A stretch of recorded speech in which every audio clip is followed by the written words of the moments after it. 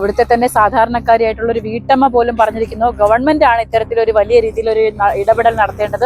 നിങ്ങളെ പോലെ വരുന്നവരൊക്കെ ഇതുപോലെ പറഞ്ഞ് നമ്മളെ തൊണ്ടയിലെ വെള്ളം പറ്റാനേ പറ്റും. ഡ്രഡ്ജ് കൊണ്ടുവന്നിട്ടെന്ന് വെച്ച് കഴിഞ്ഞാൽ അമ്മക്ക് ഒരു നേട്ടവുമില്ല. പക്ഷെ ഈ മഴ പെയ്ത് ഈ വെള്ളം ഓടി താനെ ഇത് പോവുകയാണ് ചെയ്തത്. ഈ പൊഴി ശരിയാക്കിയാലേ നന്നാക്കിയാലേ ഇവിടുത്തെ അപകടങ്ങൾ മാറും. അതിന്റെ 4 ഇരട്ടി അല്ല 50 ഇരട്ടി ആൾക്കാർ അവിടെ മരിച്ചു. വള്ളമാട്ട് താന്ന് പോയി, മനുഷ്യന്മാര് പോയി, ബോട്ട് പോയി, എത്ര വരെ ജീവിതം ഇല്ലെന്നായി പോയി. കോടാനെ കോടിയില് അവരൊക്കെ പൈസ ലോണും കടമൊക്കെ എടുത്താണ് അവരൊക്കെ ജീവിക്കുന്നത്. ജീവൻ നഷ്ടപ്പോണവര് പോവും, വരണവര് വരും. കുടുംബത്തെ ചിലപ്പോ നല്ല പേരാണ് പോണത് കുടുംബം.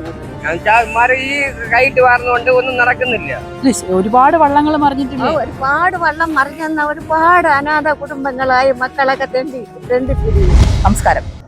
അപകടം പതിയിരിക്കുന്ന മുതലപ്പുഴയിലെ കാഴ്ചകൾ തീരുന്നില്ല.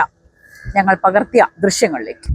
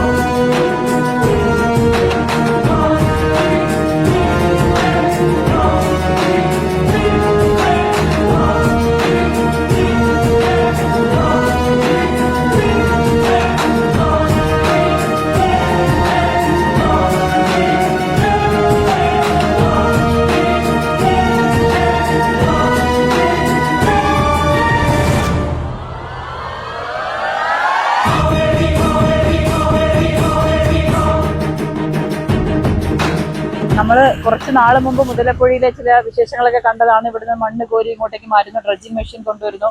അപ്പൊ ഇപ്പൊ എന്താണ് അവസ്ഥ? ചേച്ചി ഇപ്പൊ ഇവര് ഡ്രഡ്ജിങ് കൊണ്ടുവന്നിട്ടെന്ന് വെച്ച് കഴിഞ്ഞാൽ അമ്മക്ക് ഒരു നേട്ടവുമില്ല. പക്ഷെ ഈ മഴ പെയ്ത് ഈ വെള്ളം ഓടി താനെ ഇത് പോവുകയാണ് ചെയ്തത്. പക്ഷേ ഈ ഡ്രഡ്ജിങ് കൊണ്ടുവന്നിട്ട് അന്നും ഇന്നും കൊണ്ടുവന്ന് അവിടെ കെട്ടിയിട്ടല്ലാതെ ഇവിടെ ഒരു പണിയായിട്ടോ ഒരു ഇതായിട്ടോ അമ്മ ചെയ്തിട്ടില്ല. അമ്മക്ക് അന്ന് ഇന്നും നമ്മള് ഒരണക്കാണ്. ഇപ്പൊ 3-4 മാസം ഇവിടെ ജോലിയില്ല, കൂലിയില്ല. ഇപ്പൊ ഒരു ആ സൈഡ് മൊത്തം മണ്ണും കല്ലുമായിട്ട് കയറി കിടക്കുന്നു. ഇവിടെ അത് കണക്കിനെ കിടക്കുന്നു. പക്ഷേ ഇവര് കൊണ്ടുവന്നിട്ട് എല്ലാവരെയും നാട്ടുകാരെ നമ്മളെല്ലാവരെയും പറ്റിക്കാൻ വേണ്ടി അവർ നോക്കുന്നത്. മന്ത്രിമാര് വന്ന് പലരും വന്നിട്ട് ഒരു നേട്ടവുമില്ല.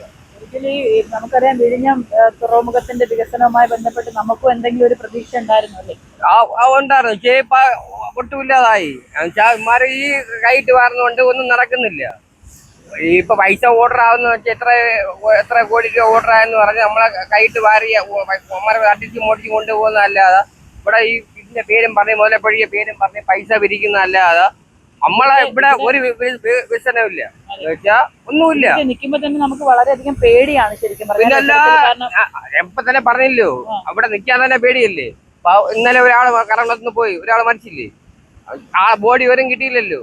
അതിന്റെ 4 ഇരട്ടി അല്ല 50 ഇരട്ടി ആൾക്കാർ അവിടെ മരിച്ചിരിക്കുന്നു. വള്ളമാട്ട് താന്ന് പോയി, മനുഷ്യന്മാര് പോയി, ബോട്ട് പോയി, എത്ര വരെ ജീവിതം ഇല്ലെന്നായി പോയി. കോടാനെ കോടിയില് അവരൊക്കെ പൈസ ലോണും കടമൊക്കെ എടുത്താണ് അവരൊക്കെ ജീവിക്കുന്നത്. ആ പൈസ അവർക്ക് ഒരു ദിവസം പലിശ അടച്ചില്ലെങ്കിൽ അവരുടെ വീടന്ന് പട്ടണിയാണ്. ഞങ്ങളിവിടെ നിൽക്കുമ്പോ തന്നെ 2 ബോട്ടുകൾ വളരെ ഭീകരമായ അപകടമായ പോയത് കണ്ടല്ലേ. കടലിലൊക്കെ ചാടിയല്ലേ പോകുന്നത്. അവരെല്ലാം കൂടി കിടക്കണമെങ്കിൽ മുമ്പോട്ട് പോയാലേ പറ്റൂ. ഇതിപ്പോ ഞാൻ പറയുന്നതെന്ന് വെച്ച് കഴിഞ്ഞാൽ ഇമാരെ ഈ ഗവൺമെന്റിനെ കൊണ്ട് നമുക്ക് ഒരു ഇതുമില്ല.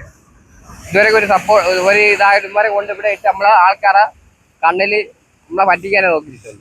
ഇവിടെ ഈ ഡ്രഡ്ജിങ് സാധനമൊക്കെ കൊണ്ടുവന്നായിരുന്നു. ആദ്യം ഒരെണ്ണം കൊണ്ടുവന്നതിൽ അത് ചെറുതായിട്ട് മണ്ണ് പോയായിരുന്നു. പക്ഷേ മണ്ണ് പോയിട്ടെന്ന് വെച്ചാൽ അത് ചെറിയ സാധനം വേണ്ട. അതെന്ന് വെച്ചാൽ ഇവിടെ തുറക്കാൻ വേണ്ടി അമ്മരെ കൊണ്ട് പറ്റിയില്ല.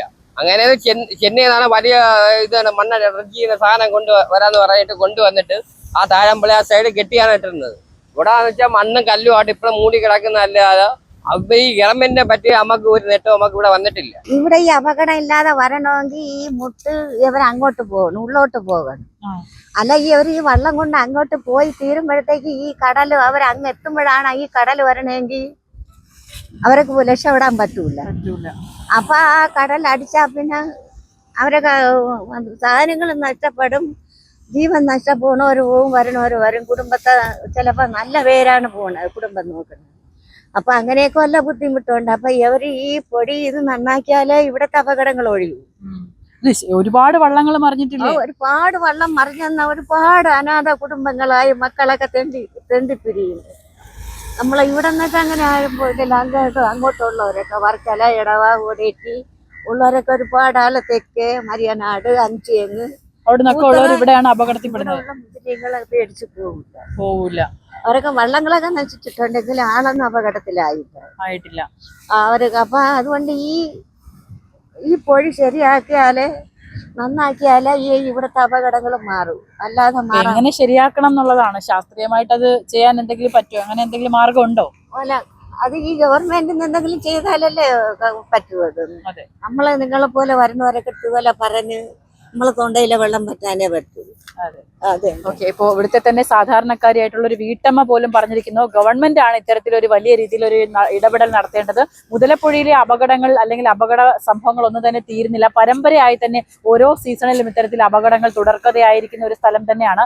അതോടൊപ്പം തന്നെ ഡ്രഡ്ജിങ് നടപടിയുമായി ബന്ധപ്പെട്ട് അവിടെ നിന്ന് കഴിഞ്ഞ കുറച്ച് മാസങ്ങൾക്ക് മുമ്പ് കോരിയിട്ട മണലാണ് ഈ കാണുന്നത്. അപ്പോൾ ഈ പ്രതികൂലമായ കാലാവസ്ഥയിലും എങ്ങനെയാണ് ഇത്തരത്തിൽ ഇവിടെ ഈ ഒരു അപകടം ഒഴിവാക്കാനുള്ള ശാസ്ത്രീയ വശങ്ങൾ ഉണ്ടാക്കുക, അല്ലെങ്കിൽ മത്സ്യത്തൊഴിലാളികൾക്ക് കടലിൽ പോകാനുള്ള സൗകര്യങ്ങൾ ഒരുക്കുക എന്നുള്ളതിനെ കുറിച്ച് ഗവൺമെന്റ് തന്നെയാണ് വലിയ രീതിയിൽ ശാസ്ത്രീയമായ വശങ്ങൾ കണ്ടെത്തേണ്ടത്. ക്യാമറമാൻ അൻഷാദിനൊപ്പം ബിലു അനിച്ചൻ, വിസ്മയ ന്യൂസ്.